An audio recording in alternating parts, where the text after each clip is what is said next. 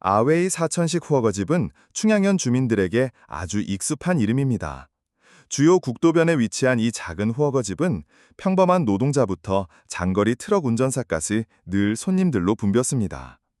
사람들이 이곳을 찾는 이유는 푸짐한 양과 저렴한 가격뿐만 아니라 이 지역 다른 어떤 후어거집에서도 맛볼 수 없는 특별한 국물 맛, 즉 진하고 맵싸하며 고소한 맛 때문이었습니다. 가게 주인 부부인 왕웨이 씨와 리슈전 씨는 모두 40대 중반으로 순박하고 온화한 인상에 늘 손님을 반갑게 맞이했습니다. 하지만 약 2달 전부터 단골 손님들은 변화를 감지하기 시작했습니다. 아웨이 허거집의 국물 맛이 더 좋아진 것 같았습니다. 단맛이 유난히 진해졌고 사천식 소고기 완자도 훨씬 쫄깃하고 맛있어졌습니다. 사람들은 그저 주인 부부가 새로운 비법을 찾았거나 뼈를 고는데 더 많은 돈을 쓰기 시작했다고 생각했습니다. 그들은 칭찬을 아끼지 않았고 가게는 날로 번창했습니다. 그 누구도 그 특별한 맛이 상상조차 할 수 없는 재료로 만들어졌다는 것을 짐작하지 못했습니다.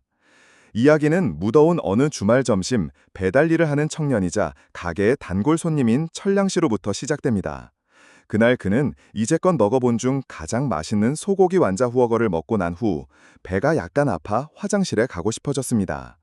가게 화장실은 안쪽 주방을 따라 이어진 좁은 복도를 지나야 하는 뒤편에 있었는데 그곳은 늘 뜨거운 열기와 김이 자욱한 공간이었습니다.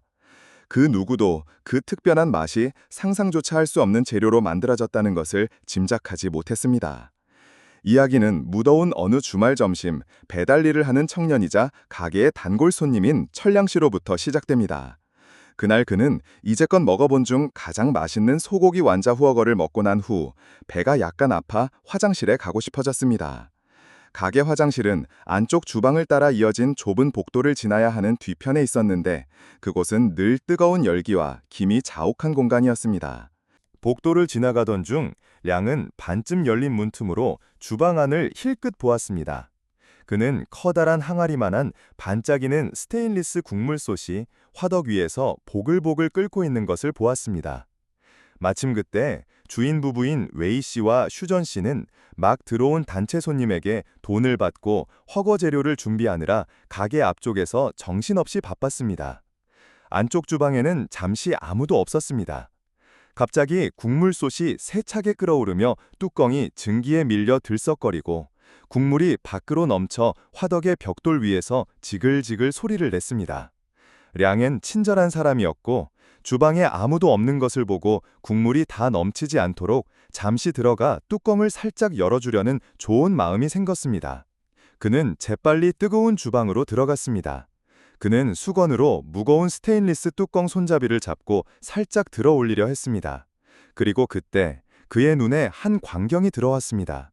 피가 얼어붙을 듯한 끔찍한 광경이었습니다. 뜨거운 김이 피어오르는 끓는 국물 속 향신료 주머니와 말린 고추의 붉은빛 사이로 이상한 물체가 보였습니다. 그것은 창백한 흰색의 둥근 모양으로 끓는 리듬에 맞춰 솥 가장자리에 부딪히며 둥둥 떠다니고 있었습니다. 수증기 한 줄기가 흩어지자 그 물체가 뚜렷하게 드러났습니다. 움푹 팬 2개의 눈구멍, 삼각형 모양의 코, 그리고 가지런한 입벌들이 마치 그를 향해 웃고 있는 듯 했습니다. 그것은 사람의 두개골이었습니다. 푹 고아져 살점이 거의 다 떨어져 나가고 허거 국물의 단맛을 내는 주재료로 쓰이고 있는 하얀 뼈만 앙상하게 남은 두개골이었습니다. 메스꺼움이 목구멍까지 차올랐습니다. 방금 먹은 소고기 완자 허거의 진한 단맛이 역겹게 느껴졌습니다. 그는 서둘러 뚜껑을 닫고 소리를 내지 않으려 애썼습니다. 심장이 터질 듯이 뛰었지만 그는 비명을 지를 수 없었습니다. 바로 그때 슈전 씨가 들어오는 소리가 들렸습니다. 공황 상태에 빠진 량은 서둘러 뒤로 물러나 주방을 빠져나와 아무 일 없었다는 듯이 화장실로 향했습니다. 화장실 안에서 그는 제정신이 아니었습니다. 그는 문을 잠그고 떨리는 손으로 휴대폰을 꺼냈습니다. 그는 서둘러 카메라를 켜고 손이 떨리지 않게 애쓰며 다시 밖으로 나왔습니다. 그는 다시 주방을 지나가며 나나는 척했습니다. 그는 무심코 사진을 찍는 척 휴대폰을 들어 한 바퀴 돌렸지만 렌즈는 재빨리 국물솥을 향했고 빠르게 셔터를 눌렀습니다. 그는 그 끔찍한 것이 사진에 찍혔는지 알 수 없었지만 시도해야만 했습니다. 그는 서둘러 카운터로 가서 슈전 씨에게 돈을 냈습니다. 그녀는 여전히 평소처럼 그에게 미소를 지었습니다. 그 미소는 이제 량의 눈에 악마보다 더 무서워 보였습니다. 그는 가게를 뛰쳐나와 오토바이에 올라타 쏜살같이 달렸습니다. 그는 배달을 계속하지 않고 곧장 충양현 경찰서로 향했습니다. 당직실에서 여전히 떨고 있었지만 량은 모든 상황을 설명했습니다. 처음에는 당직 경찰관들도 너무나 황당하고 끔찍한 이야기에 반신반의했지만 겁에 질린 청년의 넉나간 표정과 흐릿하지만 국물솥 안에서 사람 두개골로 보이는 물체를 알아볼 수 있는 사진을 보고는 이것이 실제 상황이며 극히 심각한 사건임을 알게 되었습니다. 사건은 즉시 성경찰에 보고되었습니다. 1시간도 채 되지 않아 완전 무장하고 필요한 장비를 갖춘 대규모 형사 경찰 인력이 동원되었습니다. 강직하기로 유명한 장펑중령의 직접 지휘 아래 경찰차 행렬은 사이렌을 울리며 아웨이 훠거집으로 향했습니다. 경찰이 들이닥쳤을 때 가게는 여전히 손님들로 붐볐습니다. 왕웨이와 리슈전 부부는 대규모 경찰 인력이 들어오는 것을 보고 얼굴색이 변했습니다. 장펑중령은 말을 아끼고 한 팀의 요원들과 함께 곧장 안쪽 주방으로 들어갔습니다. 그는 국물솥으로 다가가 쇠막대기로 단호하게 뚜껑을 열어젖혔습니다. 모든 사람들 앞에서 뜨거운 김 사이로 창백한 사람 두개골이 뚜렷하게 떠올랐습니다. 왕웨이, 리슈전 두 사람을 체포한다. 장펑중령이 명령했습니다. 주인 부부는 공포에 질려 바닥에 무릎을 꿇었습니다.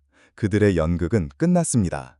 아웨이 훠거집 국물솥에서 사람 두개골이 발견되었다는 소식은 실로 엄청난 파장을 일으켰습니다. 가게에 있던 손님들은 진실을 알고는 참지 못하고 길거리로 뛰쳐나가 토하기 시작했습니다. 온 마을이 공포와 혐오감에 휩싸였습니다. 상상조차 할 수 없는 잔혹한 사건이 공식적으로 시작되었습니다. 성경찰의 취조실에서 왕웨이와 리슈전 부부는 각각 따로 신문을 받았습니다. 그들은 강철 같은 신경을 가진 전문 범죄자가 아니었습니다. 현장에서 발견된 부인할 수 없는 증거와 몇 달간의 불안 속 생활 끝에 갑작스럽게 닥친 붕괴 앞에서 그들의 심리적 방어벽은 금세 무너졌습니다. 먼저 무너진 것은 리슈전이었습니다. 이 여자는 처음에는 혐의를 부인했지만 수사관들이 그녀의 훠거솥에서 둥둥 떠다니는 두개골 사진을 책상 위에 놓자 더 이상 평정을 유지할 수 없었습니다. 그녀는 얼굴을 감싸고 통곡하며 모든 것을 자백하기 시작했습니다.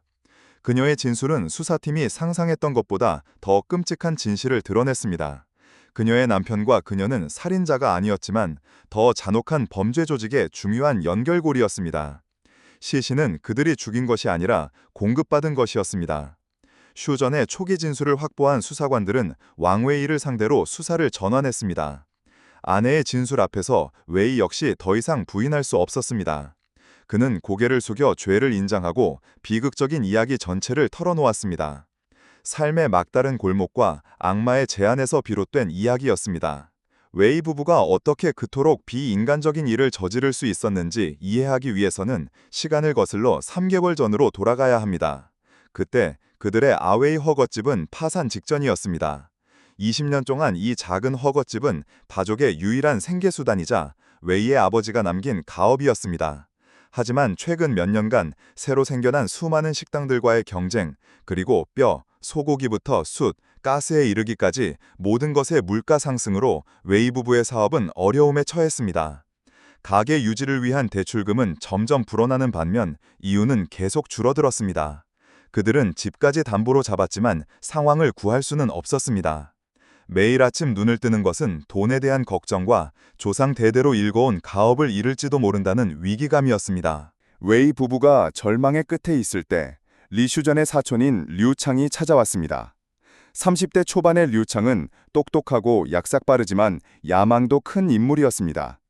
그는 막 입찰에 성공하여 현에서 유일한 현대식 민영 화장장인 영안 화장장의 사장이 되었습니다.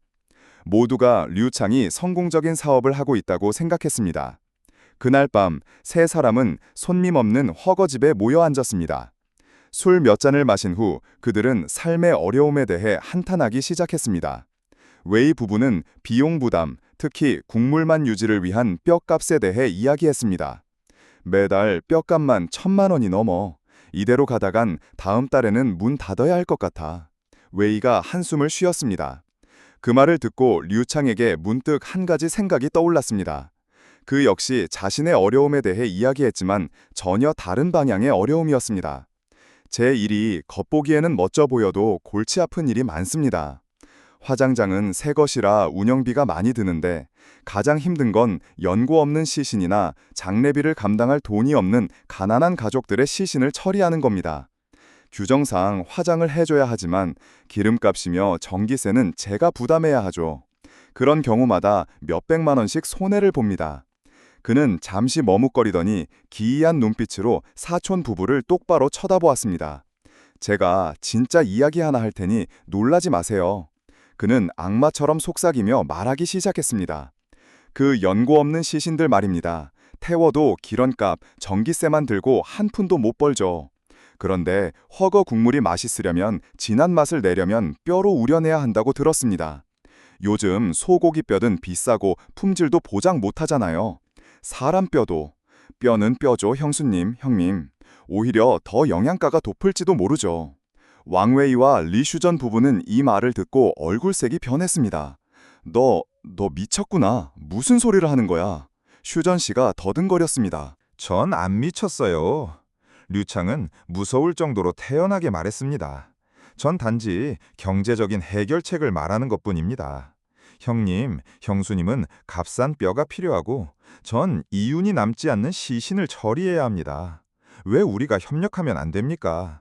제가 돈 들여 태우는 대신 여기로 가져다 드리죠. 형님, 형수님은 거의 공짜나 다름없는 재료를 얻게 되는 겁니다. 저에게 약간의 처리 비용만 지불하시면 돼요. 분명 소고기 뼈값보다 몇 배는 쌀 겁니다. 일석이조죠. 우리 둘 다 이익이니까요. 닥쳐! 웨이 씨가 책상을 치며 일어섰습니다. 그건 천벌받을 짓이야. 인간의 도리를 저버리는 짓이라고. 네가 아직 사람이냐? 바로 설득할 수 없다는 것을 알 류창은 그저 쓴웃음을 짓고 일어나 집으로 향했습니다. 가기 전에 그는 마지막 한마디를 남겼습니다.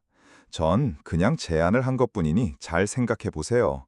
빚쟁이들이 집을 빼앗으러 오면 그때 저에게 전화하세요. 류창의 병적인 제안은 처음에 웨이 부부에 의해 단호히 거절당했습니다. 하지만 그 후 며칠 동안 빚쟁이들이 계속해서 집으로 찾아와 위협하고 전 재산을 잃을 위기가 코앞에 닥치자 악마 같은 사촌의 말이 귓가에 맴돌기 시작했습니다. 막다른 골목과 절망감은 점차 마지막 남은 도덕적 경계선을 잠식해 갔습니다. 일주일 후 깊은 밤, 리슈저는 떨리는 손으로 류창에게 전화를 걸었습니다. 너 진짜지? 딱 한 번만이야. 그날 밤 덮개가 있는 픽업 트럭 한 대가 조용히 허거집 뒷문에 멈춰 섰습니다. 류창과 그의 직원이 힘겹게 검은색 시신 가방 하나를 들고 들어왔습니다. 그는 아무 말 없이 웨이 부부에게 고개를 끄덕이고는 재빨리 떠났습니다. 왕웨이와 리슈저는 그 자리에 서서 검은 가방을 뚫어지게 쳐다보았습니다. 그들은 두렵고 역겨워서 그것을 버리고 싶었지만 빛 독촉장의 이미지가 다시 떠올랐습니다. 결국 그들은 눈을 감고 모험을 감행했습니다. 그날 밤 온화한 허거집 주인이었던 왕웨이는 평생 상상도 할 수 없었던 일을 자신의 손으로 저질렀습니다. 사람의 유골을 국물솥에 넣은 것입니다. 다음 날 가게를 열었을 때 그들은 두 가지를 발견했습니다. 첫째, 그들은 막대한 뼈값을 절약했습니다. 둘째, 그리고 이것이 가장 끔찍한 것이었는데 그날 특별한 재료로 우려낸 국물은 유난히 진하고 달콤한 맛을 냈습니다. 그들은 첫 번째 경계를 넘어섰습니다. 그리고 범죄가 성공적으로 이루어지고 이익까지 가져다 주자 그것은 쉽게 반복되었습니다. 허거집 주인 부부는 상황의 희생자에서 끔찍한 음모의 적극적인 공범이 되었습니다. 왕웨이와 리슈전 부부의 자백은 수사팀 전체를 소름 끼치는 침묵에 빠뜨렸습니다. 진실은 상상 이상으로 잔혹했습니다. 이제 사건은 단순한 살인사건이 아니라 훨씬 더 끔찍한 범죄의 연결고리가 존엄해야 할 장소, 영안 화장장의 문 뒤에 숨어있는 조직적인 사건이 되었습니다. 수사의 모든 초점은 즉시 화장장 사장인 류창에게로 향했습니다. 장펑중령은 그들이 머리가 좋고 교활하며 어느 정도 사회적 지위를 가진 자를 상대하고 있다는 것을 알았습니다. 류창은 파산 직전의 허거집 주인이 아니었기에 쉽게 무너지지 않을 것이었습니다. 조금이라도 신중하지 못한 행동은 그에게 증거를 인멸할 시간을 줄 것이었습니다. 영안 화장장에 대한 전면적인 기습 및 수색 계획이 상세하고 비밀리에 수립되었습니다. 다음 날 새벽, 그날의 첫 화장이 시작되기도 전에 대규모 형사경찰 인력이 기동대와 협력하여 여러 방향에서 영안 화장장을 기습했습니다. 겉으로 보기에 이곳은 매우 현대적이고 엄숙한 시설이었습니다.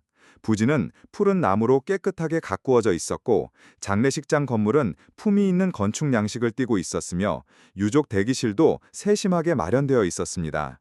그러나 경찰은 거기서 멈추지 않았습니다. 장펑중령이 직접 지휘하는 주 공격팀은 곧장 사무실로 들어가 아직 잠에서 깨지 않은 류창을 신속하게 제압하고 체포했습니다. 젊은 사장은 경찰을 보고 매우 놀랐지만 체포영장을 보여달라며 애써 평정을 유지하려 했습니다. 한편 다른 팀들은 흩어져 주요 구역인 시신 보관 냉동실, 소각로 구역, 그리고 특히 서류 보관 창고 및 사무실을 봉쇄했습니다. 그리고 바로 이곳에서 끔찍한 범죄 조직의 증거들이 서서히 드러나기 시작했습니다. 사무실에서 장부를 수색하던 수사관들은 첫 번째 이상한 점을 발견했습니다. 연고 없는 시신이나 비용이 감면된 시신의 화장에 대한 기록이 지난 2개월 동안 급격히 증가했습니다. 그러나 소각로 운행일지 및 기름 구매 영수증과 대조했을 때 소비된 연료량은 그만큼의 시신을 화장하는 데 필요한 양보다 훨씬 적었습니다. 분명히 상당수의 시신이 서류상으로는 화장됨으로 기록되었지만 실제로는 소각로에 들어가지 않았습니다. 냉동실 구역에서는 진실이 더욱 끔찍했습니다. 정식 절차에 따라 화장을 기다리며 보관된 시신들 옆에 공식 도면에는 없는 별도의 냉동칸이 있었습니다. 그 문을 열자 안에는 수의를 입지 않은 시신 3구가 아무런 정보 없이 놓여 있었습니다. 이것이 바로 류창이 이송을 기다리던 상품 창고였습니다. 그러나 이 범죄 조직의 비인간적인 본질을 완전히 드러낸 가장 끔찍한 발견은 소각로 뒤편의 작은 창고에서 나왔습니다. 창고 안에서 수사관들은 수십 개의 똑같이 생긴 유골함, 가장 저렴한 종류로 이미 고인의 이름이 붙어 있는 것을 발견했습니다. 이들은 장부상 지난 2개월 동안 화장되어 유족이 찾아가기를 기다리고 있는 사람들이었습니다. 장펑중령은 불길한 예감이 들어 그 유골함 중 하나를 열어보라고 명령했습니다. 안에는 고온에서 화장된 후에 사람뼈 특유의 곱고 회백색의 유골가루가 아니었습니다. 대신 숯가루와 제대로 갈리지 않은 동물뼈 조각이 섞인 거친 회흑색 가루가 들어있었습니다. 그것은 가짜 유골이었습니다. 동시에 창고의 다른 구석에서 그들은 진짜 유골의 출처에 대한 답을 찾았습니다.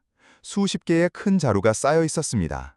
한 자루를 열자 안에는 푹 고아져 하얗게 변하고 역한 비린내가 나는 사람뼈 조각들이 들어있었습니다. 이것이 바로 허거집 주인 부부가 살과 기름을 다 사용한 후 류창에게 돌려준 뼈들이었습니다. 이때 범죄 조직의 전체 과정이 명백하게 드러났습니다.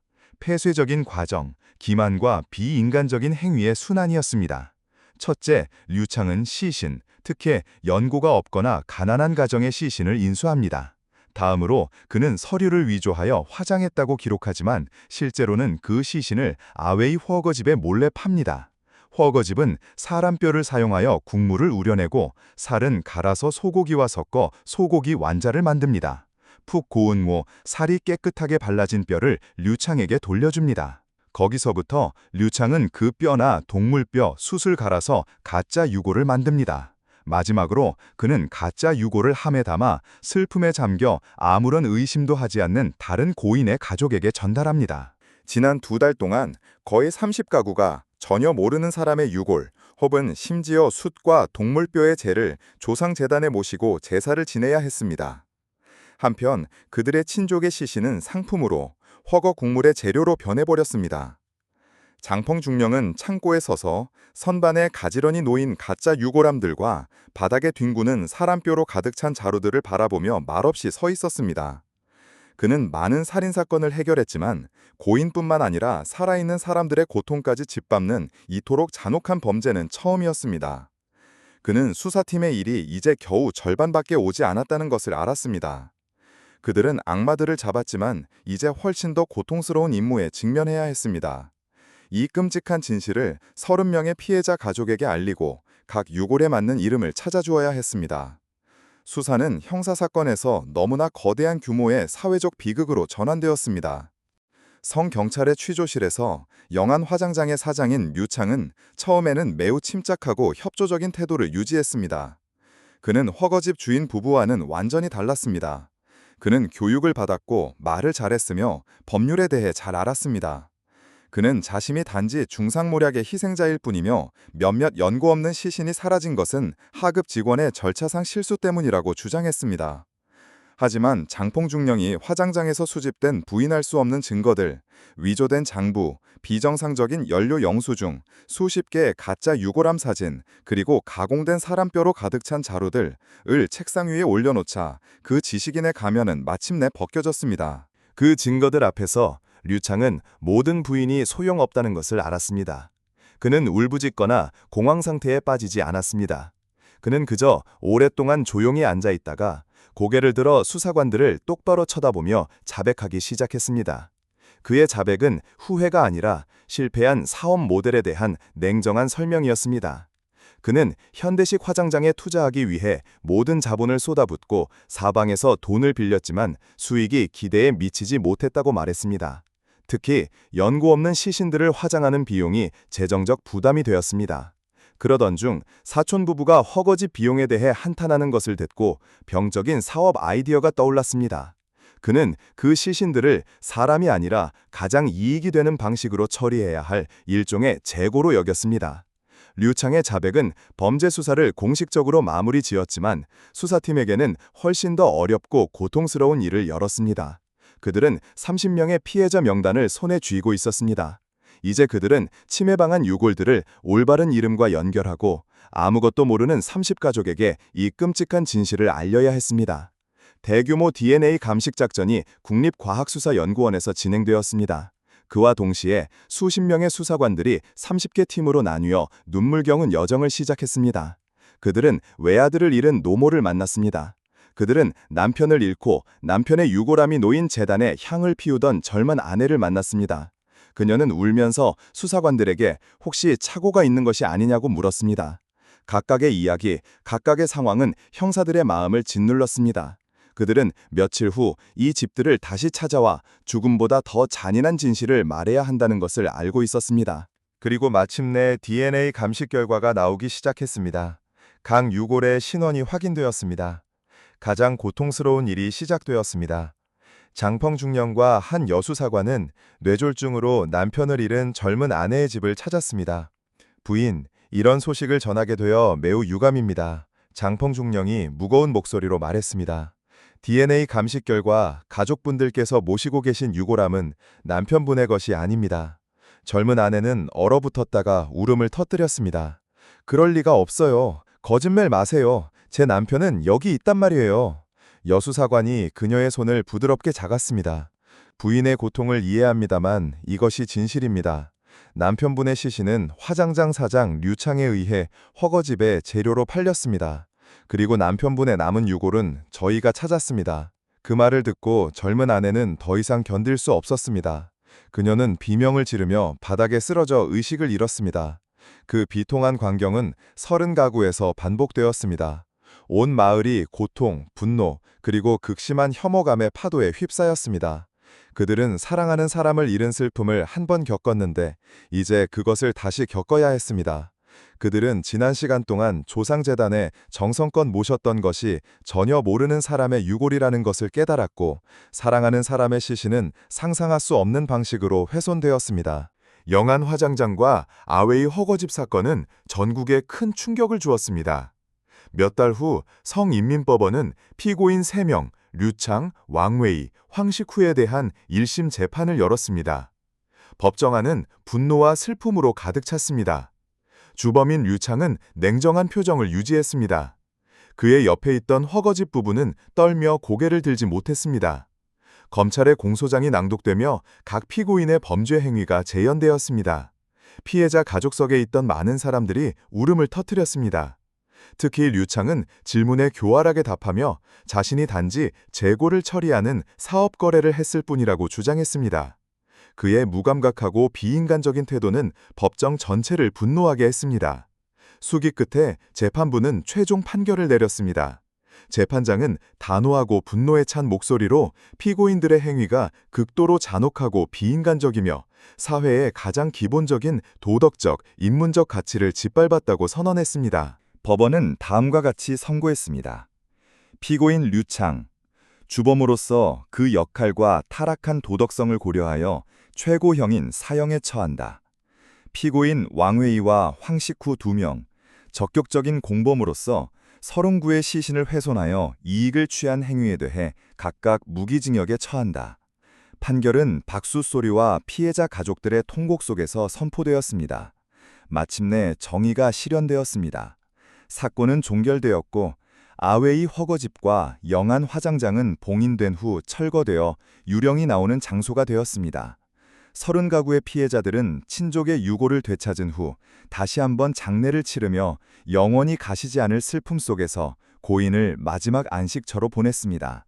이 사건을 통해 우리는 인간과 악마의 경계가 때로는 무서울 정도로 얇다는 것을 알 수 있습니다. 사업의 막다른 골목, 탐욕, 그리고 비인간성은 평범한 사람들을 용서받을 수 없는 범죄를 저지르는 자들로 만들었습니다. 이 사건은 인간 타락에 대한 끔찍한 교훈이자 고인에 대한 존중이 인성의 마지막 기반 중 하나라는 것을 상기시키는 영원한 상처로 남을 것입니다.